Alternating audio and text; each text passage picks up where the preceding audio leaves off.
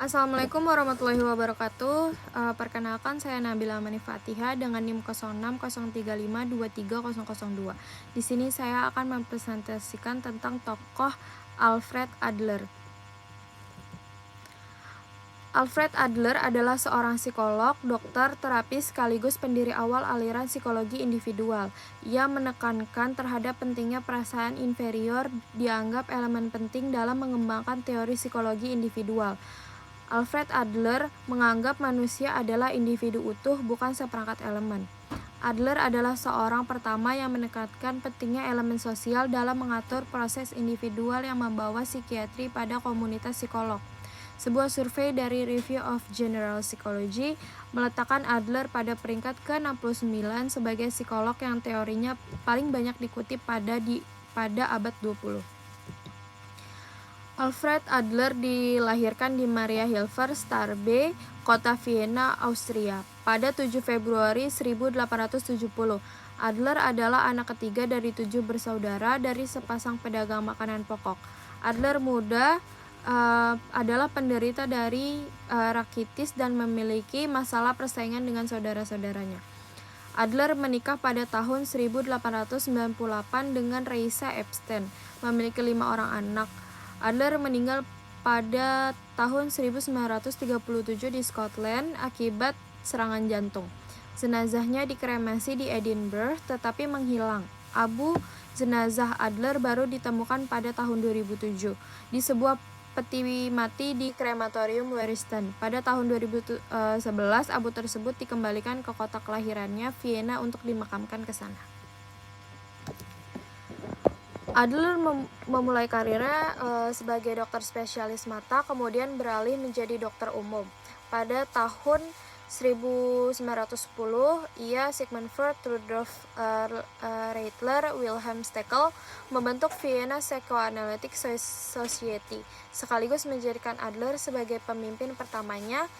Karena ketidakcocokan pemikiran pada psikoanalisa, Adler kemudian memutuskan mundur dari jabatan presiden dan keluar dari komunitas. Ia lalu mendirikan perkumpulan sendiri, yaitu Society for Individual Psychology. Walaupun ada perbedaan pendapat dan pemikiran, Adler dan Freud tetap saling menghormati dan mengakui kejeniusan satu sama lain. Pada Perang Dunia Pertama, pada tahun 1914, Adler ikut menjadi dokter perang untuk tentara Austria. Ia ditempatkan di front Rusia. Ia lalu dipindah tugaskan ke rumah sakit di Austria. Setelah perang berakhir, Adler mendirikan klinik konseling anak di Vienna. Ia juga membentuk tim untuk mengajarkan cara menangani trauma perang pada anak. Ia lalu mengirimkan tim tersebut ke sekolah-sekolah. Tim ini sukses besar hingga muncul permintaan untuk datang dari seluruh Austria. Pada tahun 1924, ia menjadi pengajar di Institut Pandagogi di Vienna. Ia juga sering menjadi dosen tamu di berbagai kampus di Eropa dan Amerika. Setelah itu, pada tahun 1927, ia juga menjadi dosen terbang di Universitas Columbia. Pada tahun 1932, ia mengajar di Long Island College of Medicine. Karya Adler menekankan pentingnya memupuk perasaan dan memiliki hak berjuang untuk superioritas. Ia memegang kesetaraan, hak sipil, saling menghormati, dan kemajuan demokrasi sebagai nilai-nilai inti. Ia adalah salah satu praktisi pertama yang memberikan konseling keluarga dan kelompok dan menggunakan pendidikan publik sebagai cara untuk menangani kesehatan masyarakat. Ia termasuk orang pertama yang menulis tentang faktor penentu sosial, kesehatan, dan kesehatan mental. Nilai-nilai dan konsep-konsepnya mendorong misi, pekerjaan, dan nilai-nilai kami di Universitas Adler saat ini. Tujuan Adler adalah menciptakan gerakan psikoanalisis yang mendukung pandangan holistik tentang kesetaraan individu dan sosial. Dengan cara ini, teori Adler tentang kepribadian dan kemanusiaan sangat berbeda dengan teori Freud yang juga sangat berbeda dan sebagian besar teori psikologi arus utama pada saat ini. Adler percaya bahwa ranah sosial dan komunitas sama pentingnya bagi psikologi dengan ranah interval individu. Adler adalah salah satu psikoterapis pertama yang mengabaikan sofa simbolis dan memilih 2 kursi untuk menciptakan rasa kesetaraan antara pasien dan dokter. Adler juga sangat fokus pada dinamika keluarga, khususnya pola asuh dan konstelasi keluarga, sebagai cara pencegahan untuk mengatasi kemungkinan masalah psikologis di masa depan. Dengan pendekatan praktis dan berorientasi pada tujuan, Adler memegang teori tentang 3 tugas kehidupan masyarakat. Pekerjaan, masyarakat, dan cinta yang saling berbaur. Kesuksesan dan kesehatan dalam setiap tugas kehidupan bergantung pada kerjasama. Adler menyatakan ada satu daya motivasi yang mempengaruhi semua bentuk manusia dan pengalaman manusia. Daya motivasi tersebut disebut dengan dorongan ke arah kesempurnaan. Daya tersebut mendorong manusia memenuhi semua potensi dan keinginan yang ada di dalam dirinya, sehingga seorang manusia semakin dekat dengan apa yang diidealkan. Gagasan Adler ini sebenarnya dipengaruhi oleh Nietzsche. Disinilah poin menyebabkan ketidaksepakatan Adler dengan Sigmund Freud. Menurut Freud, segala sesuatu terjadi di masa lalu seperti trauma masa kecil pasti menjadi penentu siapa orang itu pada masa kini. Sebaliknya, Adler justru berpendapat bahwa dorongan ke arah kesempurnaan yang hendak seseorang capai pada masa depan itulah yang memotivasi manusia pada masa kini. Setiap manusia diarahkan menuju tujuan, harapan, dan cita-citanya untuk mendukung dorongan ke arah kesempurnaan tersebut.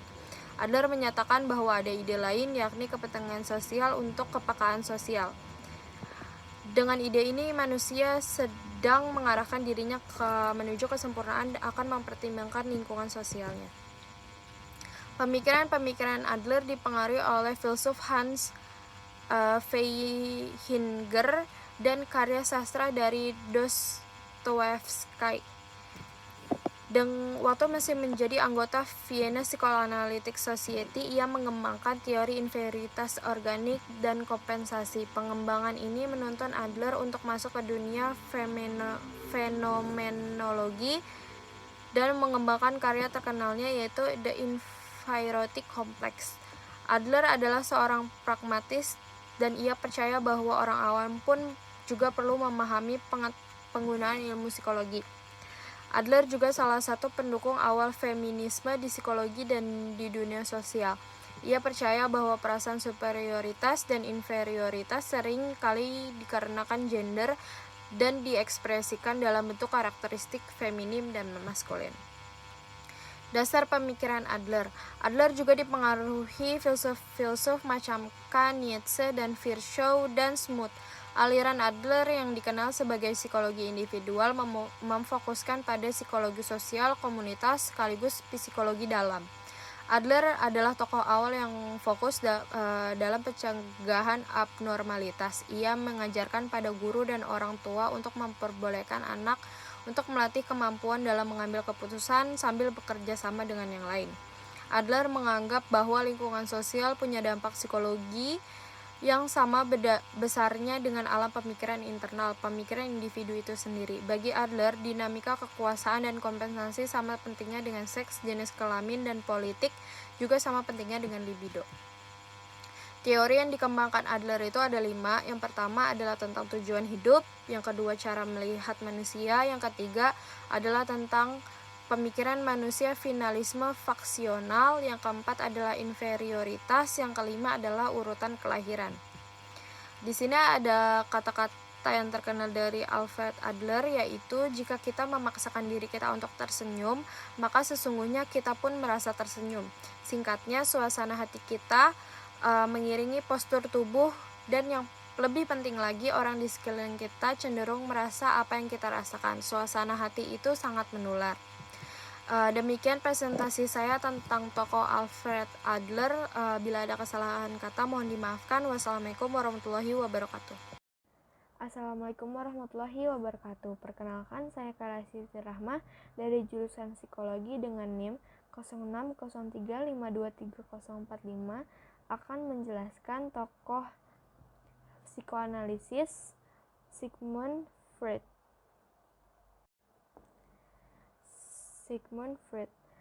Sigismund Kolomov Freud atau lebih dikenal dengan nama Sigmund Freud lahir pada 6 Mei 1856 di Freiburg, Moravia, yang terletak di Kerajaan Austria, sekarang berganti nama menjadi Republik Ceko.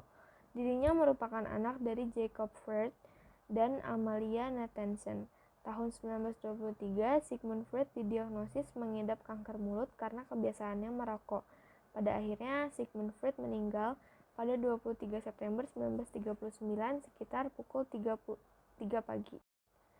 Pendidikan dan karir Freud. Sigmund menempuh pendidikan di sebuah tempat yang setingkat dengan sekolah menengah atas. Tempat ini disebut gimnase. Di tempat ini ia memperoleh pelajaran klasik mengenai kebudayaan Yunani dan kebudayaan Romawi kuno. Ia juga menerima pelajaran mengenai humanisme. Selama menempuh pendidikan, Freud mempelajari beberapa bahasa, yaitu bahasa Latin, bahasa Prancis, dan bahasa Inggris. Bahasa Prancis dan bahasa Inggrisnya dikuasainya dengan sangat baik. Sementara di rumah ia menerima pendidikan agama dengan mempelajari bahasa Ibrani, bahasa Italia, dan bahasa Spanyol. Setelah lulus, Sigmund Freud memulai karirnya sebagai peneliti anatomi tengkorak manusia di Rumah Sakit Umum Wina. Penelitiannya membuahkan hasil dan Sigmund Freud berhasil mempublikasikannya hasil temuan tersebut dan melanjutkan penelitian lain di rumah sakit tersebut. Penelitian mengenai psikoanalisis. Ilmu mengenai psikoanalisis bermula ketika Sigmund Freud mengunjungi temannya di Prancis bernama Jean-Martin Charcot untuk mempelajari ilmu hipnotis pada tahun 1885. Hal ini bertujuan agar Sigmund Freud dapat menemukan hasil memuaskan ketika dia sedang bekerja di klinik dan mengobati pasiennya. Pada akhirnya dirinya mengemukakan sebuah metode di mana Sigmund Freud membebaskan pasiennya untuk berbicara sebebas-bebasnya tanpa menyembunyikan apapun, untuk mengobati penyakit mental mereka. Kebebasan berbicara ini menjadi awal dari ilmu psikoanalisis, dan dia berhasil menemukan landasan teori ini ketika dirinya berusia 80 tahun. Sejak saat itu, Sigmund Freud meninggalkan teori serta ilmu lain yang sebelumnya dia pelajari, dan fokus seutuhnya untuk mengembangkan ilmu psikoanalisis. Pemikiran Freud selain psikoanalisis. 1. Alam bawah sadar. 2. Teori kepribadian. 3. Psikoanalisis. 4. ID, ego, dan superego. 5. Asosiasi bebas dan analisis impian. 6. Teori perkembangan psikoseksual. 7. Agama. 8. Perkembangan manusia. 9. Kriminalitas. 10. Teori psikologi dalam. 11. Psikologi sastra. Dan terakhir 12. Literatur biblioterapi afeksi. Karya-karya Freud. Studies on Hysteria with Joseph Breuer, The Interpretation of Dreams, The Psychopathology of Everyday Life, Psychopathology des Alltagslebens, 3 essays on the theory of sexuality, Jokes and their relation to the unconscious, Totem and Taboo. Sekian penjelasan dari saya mengenai tokoh Sigmund Freud. Kurang lebihnya mohon maaf. Wassalamualaikum warahmatullahi wabarakatuh. Di sini saya akan menjelaskan tentang tokoh psikoanalisis yaitu Karen Harney. Karen Harney seorang ikon dalam psikoanalisis dan psikologi perempuan pada abad ke-20. Membentuk pondasi pemikiran psikologi individual melalui kontribusi yang kaya dan bermakna. Salah satu titik sentral dalam pemikirannya adalah teori neurosis, di mana Harney menyoroti peran ketidakselarasan antara kebutuhan dasar individu dan kondisi lingkungan sebagai pendorong perkembangan neurosis. Dengan demikian, Harney melampaui kerangka kerja Freudian yang dominan pada masanya dengan menekankan aspek-aspek berbeda dari libido, menciptakan pandangan yang lebih holistik terhadap pembentukan kepribadian. Kontribusi terbesarnya mungkin terletak pada teori kebutuhan dasar, di mana Harney mengidentifikasi kebutuhan-kebutuhan psikologis mendasar seperti keinginan untuk dicintai, dihargai, memiliki kontrol dan kekuasaan. Teori ini memperluas ruang lingkup pemahaman motivasi individu, memberikan landasan yang lebih luas untuk memahami dinamika psikologis yang membentuk kepribadian dan perilaku manusia. Penting juga untuk mengakui peran Harney dalam pengembangan psikoanalisis feminis. kritik tajamnya terhadap pandangan Freud yang dianggap seksis dan pengenalan konsep envy of man sebagai reaksi terhadap ketidaksetaraan gender membuka pintu bagi pemikiran lebih lanjut tentang peran gender dalam psikologi. Dengan demikian, Harney memberikan dasar bagi pemikiran feminis dan penelitian tentang pengalaman perempuan dalam kerangka psikologi. Assalamualaikum warahmatullahi wabarakatuh. Perkenalkan, nama saya Fadia Suci Prameswari dengan NIM 0603523030. Di sini saya akan menjelaskan salah satu tokoh psikologi analisis. Harry Stack Sullivan. Harry Stack Sullivan lahir di suatu daerah pertanian dekat Norwich, New York pada tanggal 21 Februari 1892 dan meninggal pada tanggal 14 Januari 1949 di Paris. Satu-satunya anak yang hidup dari sebuah keluarga Irlandia Katolik miskin, ia meraih gelar dokternya dari Chicago College of Medicine and Surgery pada tahun 1917 dan bekerja pada angkatan bersejarah selama Perang Dunia I. Pada tahun 1922, ia pergi ke rumah sakit Santa Elizabeth di Washington DC, di mana ia berhadap pengaruh Alanson White, seorang pakar dalam ilmu neuropsikiatri di Amerika. Teori Harry Stack Sullivan. Sullivan adalah pencipta pandangan baru yang terkenal dengan nama Interpersonal Theory of Psychiatry. Ajaran pokok teori ini dalam berhubungan dengan teori kepribadian ialah bahwa kepribadian merupakan pola yang relatif menetap dalam situasi-situasi antar pribadi yang berulang yang menjadi ciri kehidupan seorang manusia. Sullivan berpendapat bahwa sama sekali tidak ada gunanya berbicara tentang individu sebagai objek penelitian karena individu sama sekali tidak terpisahkan dari hubungan dengan orang lain. Sekian dari saya. Wassalamualaikum warahmatullahi wabarakatuh. Erich Pinchas Fromm lahir pada tanggal 23 Maret 1900 sampai 18 Maret 1980. Ia merupakan seorang psikologi sosial, psikoanalis, sosiologi, humanisme, sosialis, demokrat, dan filsuf berkebangsaan Jerman. Dia merupakan asosiasi untuk sekolah Frankfurt untuk teori kritik. Dia dilahirkan di Frankfurt am Main. Erich Fromm pertama kali belajar pada tahun 1918 di Universitas Goethe Frankfurt untuk semester 2 di jurisprudensi. Pada musim panas 1919, Fromm studi di Universitas Heidelberg di Fakultas Sosiologi. Dia merupakan anggota Partai Sosialis Amerika pada era 1950-an. Erich Pinchas Fromm adalah anak tunggal yang dilahirkan dari pasangan suami istri Naphtali Fromm dan Rosa Krauss. Ayahnya lahir pada tanggal 30 November 1869 dan adalah seorang Yahudi Ortodoks dan introvert.